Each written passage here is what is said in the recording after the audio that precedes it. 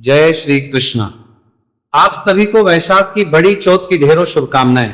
प्रिय दर्शकों, आज के इस वीडियो में हम विशेष रूप से बात करेंगे कि वैशाख माह की जो चतुर्थी है, वैशाख की चौथ जिसे बड़ी चौथ कहा जाता है, उसका व्रत आपको कब करना है, कैसे पूजन करना चाहिए और कैसे इस चतुर्थी का व्रत करना चाहिए, यह चतुर्थी किस लिए की जाती है, इसकी महिमा क्या है और क्यों इसे चौथ कहा जाता है, इसको इतना महत्व क्यों दिया जाता है।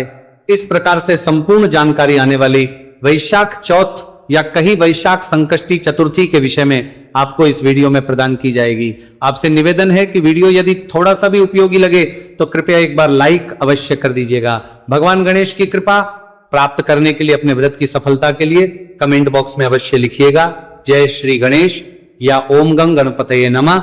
आप देख रहे हैं सनातन धर्म का संसार ज्योतिष संस्थान का प्रतिष्ठित यूट्यूब चैनल सनातन धर्म का संसार धार्मिक। हम यहां सभी व्रत और त्योहारों की सही शास्त्रीय जानकारी प्रदान करते हैं।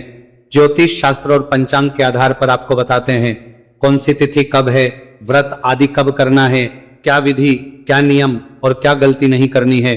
यदि आप सभी व्रत और त्योहारों की सही शास्त्रीय जानकारी पाते रहना चाहते हैं तो चैनल को सब्सक्राइब कीजिए और बेल आइकॉन को प्रेस कीजिए। जब आप सब्सक्राइब का बटन दबाएंगे तो वहां एक घंटी का निशान बना हुआ आएगा, उसको अवश्य दबाइएगा, तभी आपको हमारे सारे वीडियो प्राप्त होंगे, अन्यथा आपसे जानकारी छूट जाएगी। प्रिय दर्शकों, आइए अब जानकारी आरंभ करते हैं। बात करते हैं आने वाली चतुर्थी वैशाख की चौथ की। प्रिय दर्शकों, यूं तो चतुर्थी प्रति माह की जाती है, प्रतिपक्ष की जाती है, परंतु कुछ चौथ ऐसी होती है जिनका अधिक महत्व है। शास्त्र कहते हैं कि 12 महीने की 12 चौथ करने चाहिए, 12 न करें तो 8 करें और 8 न करें तो 4 तो करें ही करें। अर्थात सभी माताओं बहनों के लिए 4 चौथ के व्रत अनिवार्य रूप से कहे गए हैं। 4 चौथ को ही बड़ी चौथ कहते हैं।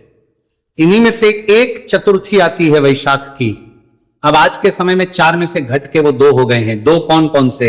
एक जो कार्तिक आश्विन में आती है जिसे हम करवा चौथ के नाम से जानते हैं, और दूसरी जो माघी चौथ जिसे हम सकट चौथ के नाम से भी जानते हैं। ये 2 चतुर्थी हैं जो अधिकतर लोग करते हैं, परंतु आज भी ये प्रासंगिक है कि हमें 4 चौथ, 4 जो बड़े महीने हैं उनको करना चाहिए। चतुर्थी देती क्या है?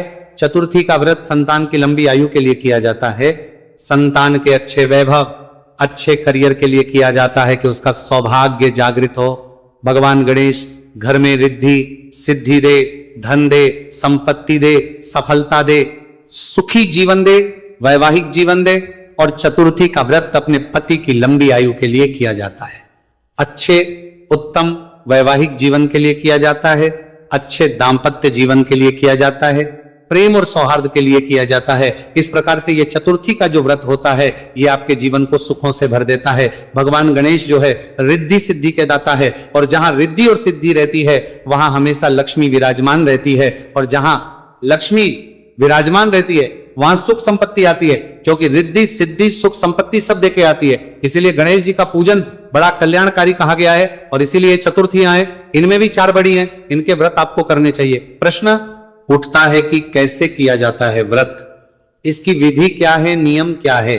तो प्रिय दर्शकों, चतुर्थी वाले दिन समय से आपको उठना चाहिए। प्रयास कीजिए सूर्योदय से पहले उठ जाए। और वैसे भी ये वैशाख का महीना है, वैशाख के महीने में तो वैशाख नहाना चाहिए। वैशाख में सूर्योदय से पहले नहाने का बहुत अनुपम फल है।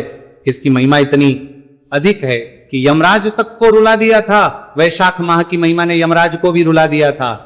यमराज घबरा गए कि अब उनके यमपुरी में कोई आएगा ही नहीं, क्योंकि वैशाख के एक दिन के स्नान से भी मनुष्य के पाप नष्ट हो जाते हैं, तो फिर यमपुरी कोई कैसे आएगा? ये पूरा वृतांत है। मैंने आपको अलग से एक वीडियो बना के रिकॉर्ड किया है शास्त्रीय जानकारी के साथ कि कहां पूरा वर्णन है, ये किस पुराण में, उसको अवश्य देखिए, लाभ लीजिए वैशाख का। तो प्रिय दर्शकों, स्नान कीजिए, सुबह उठ के स्नान आदि करके स्वच्छ वस्त्र धारण करके और व्रत पूजन का संकल्प कीजिए। इसमें गणेश का पूजन आप सुबह सुबह कर सकते हैं और सायंकाल को भी कर सकते हैं। यह अपनी मान्यताओं पर भी आधारित है और आप अपनी सुविधा अनुसार भी कर सकते हैं। बहुत सारे प्रांतों में, अगर मैं गांव देहात की बात करूं, रूरल की बात करूं, तो सायंकाल को इसमें चौथा माता पूजी जाती है। वो भी बताऊंगा कि कैसे पूजी जाती है। जानते हैं कि गणेश जी का पूजन सुबह कैसे आपको करना चाहिए। सबसे गणेश जी अगर आपके मंदिर में विराजमान है तो वहां रहने दीजिए, अन्यथा उनको स्थापित करने के लिए एक चौकी लीजिएगा। चौकी पर बिछाने के लिए लाल रंग का वस्त्र, पूजा के लिए क्या चाहिए, रोली, मौली, पान, सुपारी, लौंग, इलायची, धूप, दीप, नैवेद्य, पुष्प, इत्र, जनेऊ, ये सभी सामग्री को आप लीजिए। इसमें से इत्र ना मिले तो कोई बात नहीं, तांबुल भी ना मिले तो कोई बात नहीं, और जनेऊ भी ना मिले तो कोई बात नहीं, और ये मिल जाए तो बहुत अच्छी बात है। ये एकत्र कीजिए, एक लोटा लीजिए तांबे का, उसको अच्छे से मांजिए, पहले उसमें गंगा जल भरिए, फिर शुद्ध जल भरिए, सारी सामग्री लेके, और जो भी आपके यहाँ पूजा का उचित स्थान है जहां बैठ के आप पूजन करते हैं वहां आसन लगा के बैठ जाइए। पूर्व दिशा की ओर मुख करके या उत्तर दिशा की ओर मुख करके लोटे में जो जल लिया है ना, उस जल की छींटे दीजिए उस सामग्री पर, और उस स्थान पर जहां बैठ के आपने पूजन करना है, इससे वो स्थान पवित्र हो जाएगा, शुद्ध हो जाएगा। ओम अपवित्रः पवित्रो वा सर्वावस्था गतोपि वा यह स्मरेत पुंडरीकाक्षं स बाह्याभ्यंतरः शुचिहा। इस प्रकार से जल की छींटे देखिए, आपने स्थान को शुद्ध किया, सामग्री को शुद्ध किया। अब आप चौकी लगाइए, चौकी पर लाल वस्त्र बिछाइए, गणेश जी महाराज को विराजमान कीजिए, उनके सामने घी का दिया, धूप रखिए। घी का दिया भगवान के सीधे हाथ की ओर होगा, धूप दीप रखने के बाद अपने सीधे हाथ पर जल लीजिए और हाथ धो लीजिए। हस्तो प्रक्षालनम, हाथ धोने के बाद धूप और दीप को प्रज्वलित कीजिए। हम मंत्र पढ़ते हैं, ओम शुभम करोति कल्याणम आरोग्यम धन संपदा शत्रु बुद्धि विनाशाय दीप ज्योतिर्नमोचस्तुते। इस प्रकार अब आप धूप और दीप को प्रज्वलित कर रहे हैं। धूप दीप को जलाने के बाद व्रत पूजन का संकल्प करेंगे।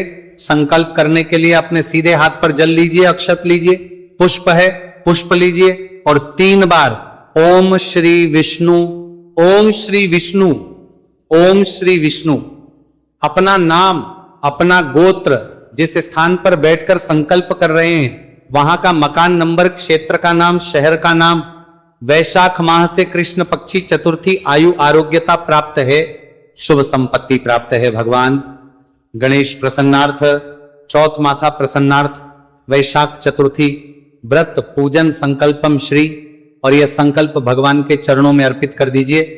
संकल्प करने के बाद भगवान गणेश की पूजा करेंगे।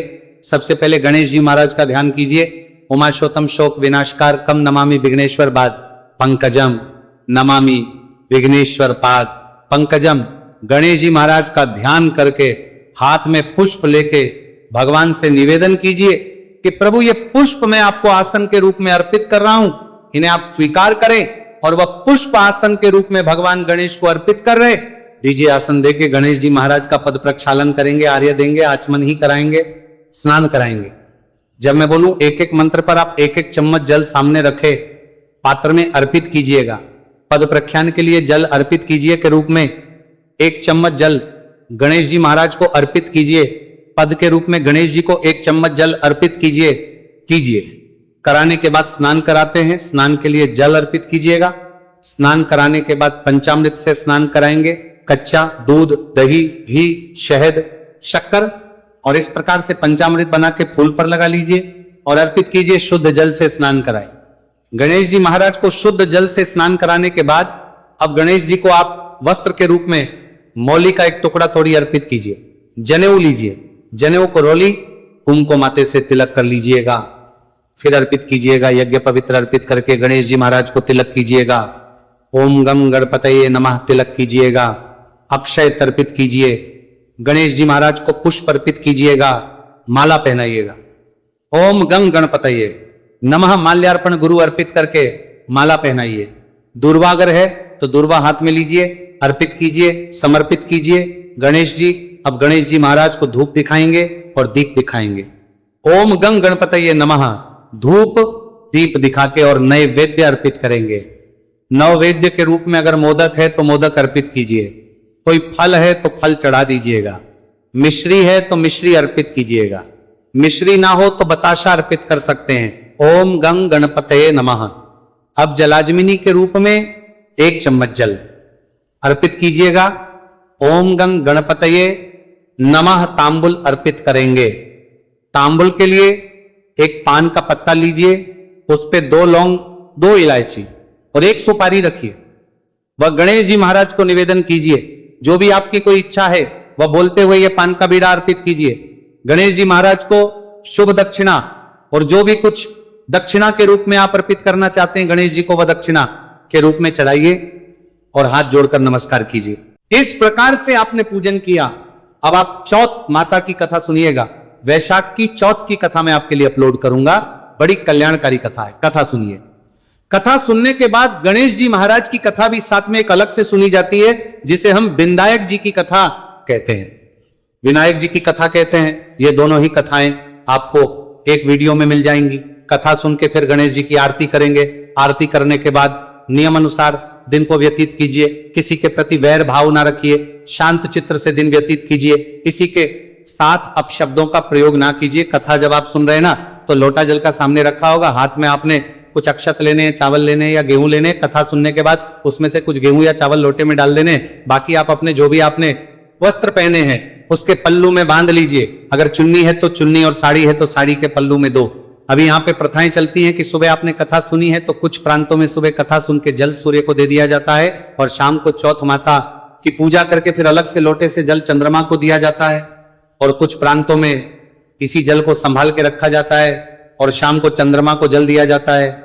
ये आप अपनी प्रथा के अनुसार कर सकते हैं। इस प्रकार से सुबह की पूजा हो गई, आपकी कथा आदि हो गई आपकी।